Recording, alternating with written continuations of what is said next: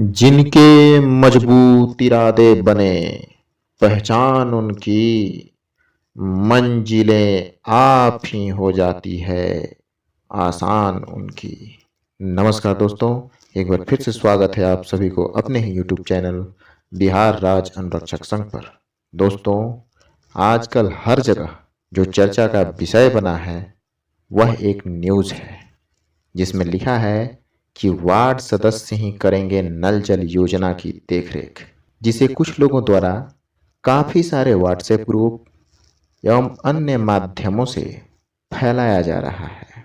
वैसे लोग जिन्हें ना तो संविधान का ज्ञान है और ना ही वास्तविकता की समझ, तो आखिर क्या है यह न्यूज़ और इससे संबंधित तमाम सवालों का जवाब आइए जानते हैं सिवान जिला के अनुरक्षकों के जिला अध्यक्ष मोहम्मद इस्लाम अंसारी जी। सभी नल जल अनुरक्षकों को मेरा हार्दिक अभिनंदन और स्वागत के साथ ये जानकारी देना चाहता हूँ कि जो आप लोग YouTube पर या मोबाइल पर देख रहे हैं अखबार के पन्नों को, तो उसको सिर्फ देखकर मत रह जाइए, सिर्फ हेडिंग पढ़कर मत रह जाइए, उसको पूरा डिटेल्स पढ़िए ऊपर से नीचे तक कि इसमें क्या लिखा हुआ है। एक एक लाइन का, एक एक शब्द का अर्थ निकालिए क्या होता है। जो आप पेपर पढ़कर आप उसमें आप लोग घबराए हुए हैं कि हेडिंग में लिखा है कि वार्ड सदस्य नल जल का देखरेख करेंगे। ये बात तो सही है, पहले भी करते थे, आज भी कर रहे हैं, करेंगे। उसका मतलब क्या है? देख रेख करना। ये तो नहीं है कि संचालन करेंगे। और देख रेख क्यों किया जाता है? इसलिए कि बहुत ऐसे नल जल हैं कि बंद पड़े हुए हैं और जिम्मेदारी दी गई है वार्ड सदस्यों को, ये क्यों नहीं चालू करते हैं, क्यों नहीं कराते हैं? उसके बाद भी एजेंसी बन गया, अनुरक्षण एजेंसी बना है, उसके माध्यम से क्यों नहीं होता है? सिर्फ ये इल्ज़ाम लगाया जाता है अनुरक्षक पर कि अनुरक्षक नहीं चला रहे हैं, क्यों बंद किए हैं। उनका काम है सिर्फ चलाना, रिपेयरिंग करना, कराना अनुरक्षक एजेंसी का काम है। वार्ड की जिम्मेदारी से बना है, अपने करावें या जिससे करावें, उनको काम है जिम्मेदारी देख रेख करना। और ये भी बात है कि सरकार ये जो नीति निकालती है, आज दूसरे कल दूसरे, ये भरोसा नहीं है कि आज सुबह दूसरा नियम निकला तो शाम को दूसरा नियम निकल जाता है। इस नियम पर कोई आधारित नहीं रहेगा, न रहना है। जो पहले का नियम निकला है उसी पर हम लोग आधारित रहना है और रहना होगा। बकिया कोई नियम को हमको नहीं अभी आधारित करना है। इसलिए कि खुद सरकार अपने ऊपर ये नहीं समझती है कि हम क्या करें कि हमारा नल जल सुचारू रूप से चले। 4 लेटर आया था सरकार का, 1153, 5058, 7707, एक और है कौन, उसके हिसाब से अनुरक्षक को चयनित किया गया। वार्ड सदस्यों ने चयनित करके उनको अनुरक्षक बनाया। उसके बाद से वो अपना कार्यभार संभाले और अपने सुचारू ढंग से नल जल को संचालन किया, जो आज तक भी करते आ रहे हैं। लेकिन उन लोगों को बिना पैसा दिए, बिना उन लोगों का मेंटेनेंस का पैसा दिए 29-35 नियम क्यों निकाला? पहले पैसा उनको दे देना चाहिए। और ये भी संशोधन किया, तो संशोधन कैसे होता है? संशोधन करने का मतलब क्या है कि उस दिन से उसका नियम लागू होता है। जो पहले जो नियम बनता है वही नियम रहता है, जिसके साथ जिस नियम से जो बहाली होता है, जो चयनित होता है, उसके साथ वही नियम रहता है। उसके बाद जो नियम होगा वो उस संशोधन उसके ऊपर लागू होता। अब रह गया कि 29-35 में भी लिखा था कि वार्ड सदस्य अनुरक्षक के रूप में काम करेंगे। ठीक है, काम करेंगे, लेकिन जहां पहले का जो अनुरक्षक चयनित हुआ है उनके ऊपर तो ये कहीं नहीं लिखा हुआ है कि उनको निरस्त किया जाता है। ये तो बात नहीं है। हाँ, बहुत ऐसे नल जल हैं, बहुत ऐसे वार्डों में ये ऐसा था कि वहाँ पे नल जल चालू नहीं हुआ। बंद पड़ा हुआ था, वार्ड सदस्यों के ऊपर से ये नहीं बना सके, इसलिए कि उसमें बहुत नल जल का इतना हुआ था कि मालूम होता है सत्यनारायण बाबा का जाय बता रहा है। तो कितने लोग डर से इसको नहीं करे कि नहीं ये तो आग में हाथ हम नहीं लगाएंगे, क्या होगा, कान लुटेरे सब लुट जाएंगे और हमारे ऊपर जिम्मेवारी गिर जाएगी। नहीं किया, जहाँ नहीं किया वहाँ आपके वार्ड सदस्य के माध्यम से कराया या किसी एजेंसी से कराया जाता वो चालू कराया गया, वहाँ पे वार्ड सदस्य रहेंगे और उसको संचालन वो करेंगे। लेकिन जहाँ पहले हो गया है चयनित, वहाँ वार्ड सदस्य का कोई अधिकार नहीं बनता है, न बनेगा। दूसरा सवाल ये है कि नल जल बैठा है सरकारी जमीन पर और गैर सरकारी जमीन पर। तो जहाँ गैर सरकारी पर बना है वहाँ भूमिदाता को लोभ दिया गया कि हाँ आप ज़मीन दे दीजिए तो आपका इसमें काम हो जाएगा।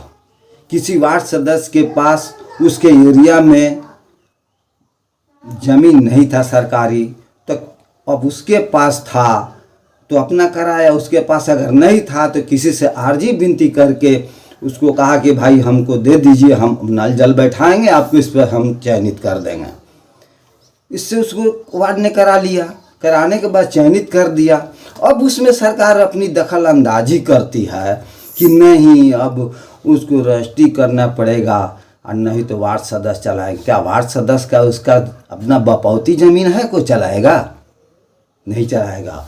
अब रह गया सवाल, कभी नहीं चलाएगा न वो भूमिदाता चलाने देंगे, ऐसा कभी नहीं होगा। भले वो चले नल जी या ना चले, इसके लिए जो भी करना होगा वो अनुरक्षक वहाँ करेगा, भूमिदाता सब मिलकर करेंगे।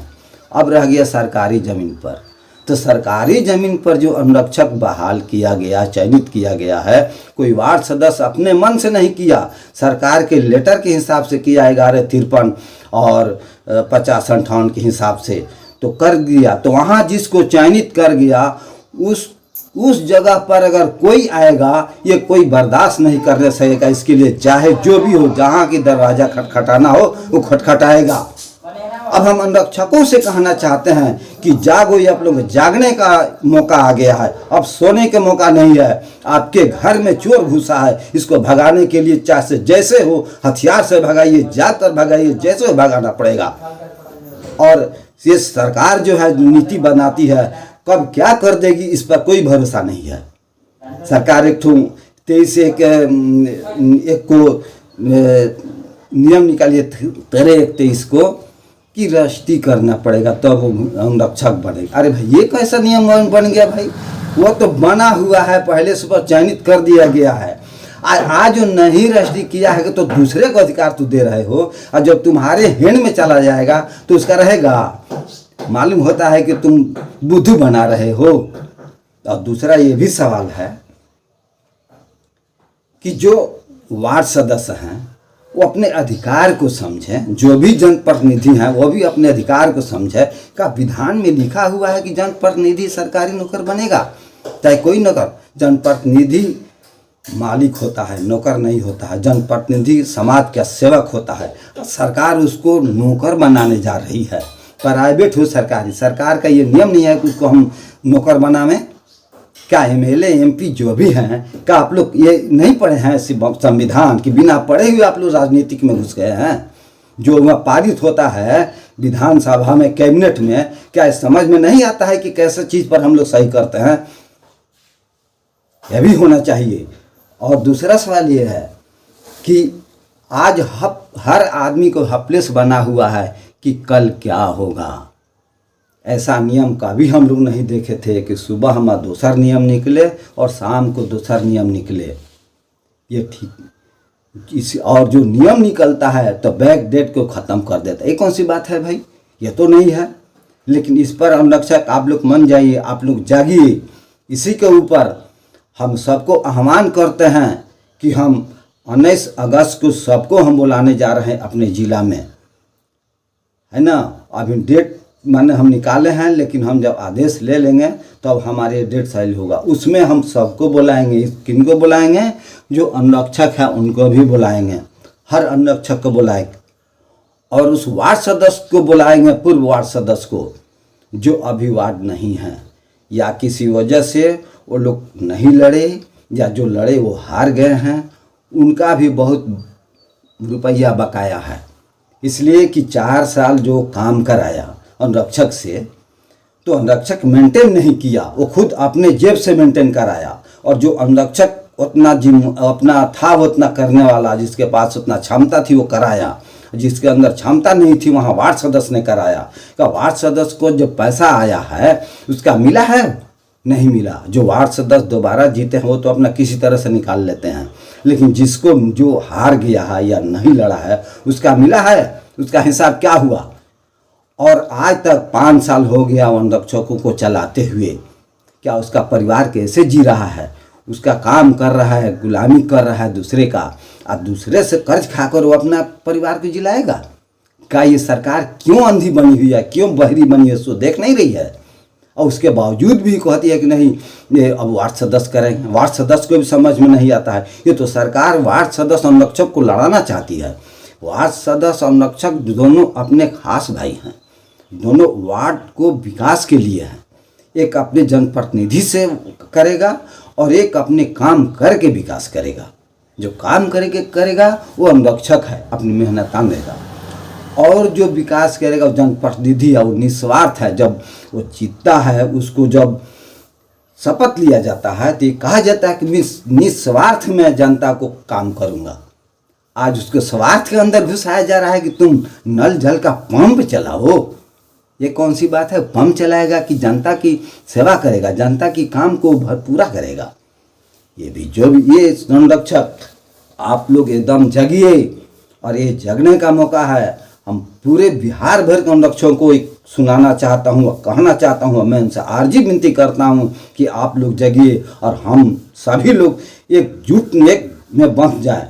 और जिन लोगों का जो पूर्व में वार्ड सदस्य थे उन लोगों का भी पैसा बाकी है, उन लोगों के हिसाब हम लोग को लेंगे, वो पैसा क्या हुआ। और आज तक पैसा सरकार जो भेजी है, एक तो पूरा टोटल भेजी नहीं है, या भेजी कि नहीं भाई सरकार जानती है। जिसके पैसा आया है उसको खुद पता नहीं है कि सरकार कितना हमारे पास भेजी है, और आज तक उसका पैसा भी नहीं मिला। किसी अनुरक्षक को मिला है, उसको भी पता नहीं चलता है किस महीना से किस महीना तक मिला है।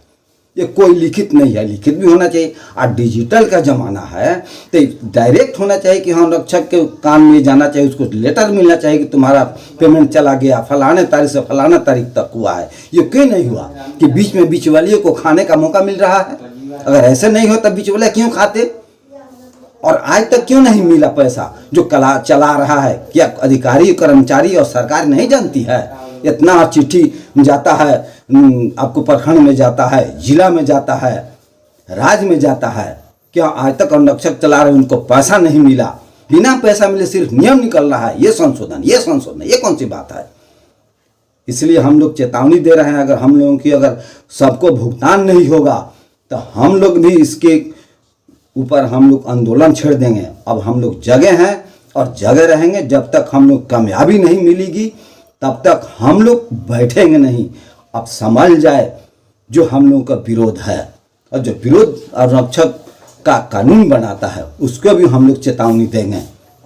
यही कहकर हम अपना वक्तव्य खत्म करते हैं। आप लोग हर आदमी एक जुटे रहिए। जिस दिन हम आह्वान करें आप लोग, हम सिवान जिला के ही अभी आह्वान करेंगे, बाद में दूसरे जिला को कहेंगे कि आप लोग भी अपने अपने जिला के अनुरक्षकों को अपने जिला मुख्यालय पर बुलाकर अपने उन लोगों को समझाइए, और हम लोग का मांग नहीं मिलेगा तो हम आंदोलन खड़ा कर देंगे। बस यही बात पर हमारा वक्तव्य खत्म होता है। जय हिंद, जय भारत। तो दोस्तों, अब हमें उम्मीद है कि आपके लगभग तमाम सवालों के जवाब मिल गए होंगे।